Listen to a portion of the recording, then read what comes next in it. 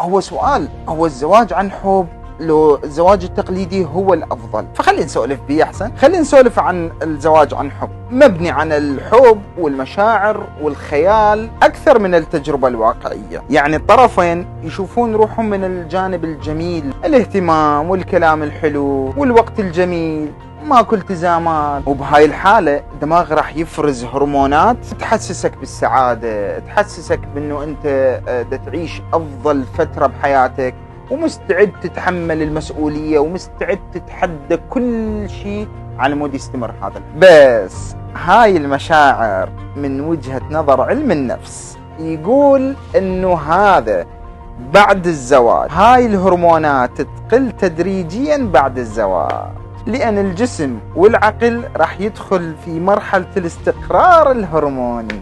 يعني الحب الرومانسي الخيالي راح يدخل في مرحلة الحب الواقع، يحتاج الدعم بالأفعال مو بالمشاعر. هنا نجي عن الحب التقليدي.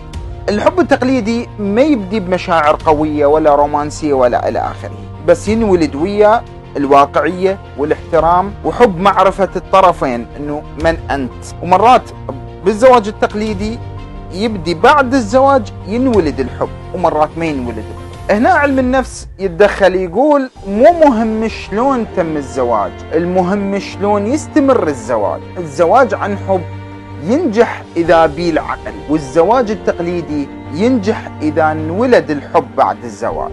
خلاصة الكلام، لا الحب ولا التقاليد اللي تضمن النجاح. اللي يضمن النجاح هو الاحترام والتفاهم بين الطرفين وتحمل المسؤولية. احكي لي عن تجربتك وسولف لي شلون انه تزوجت وشنو رأيك بهذا الموضوع.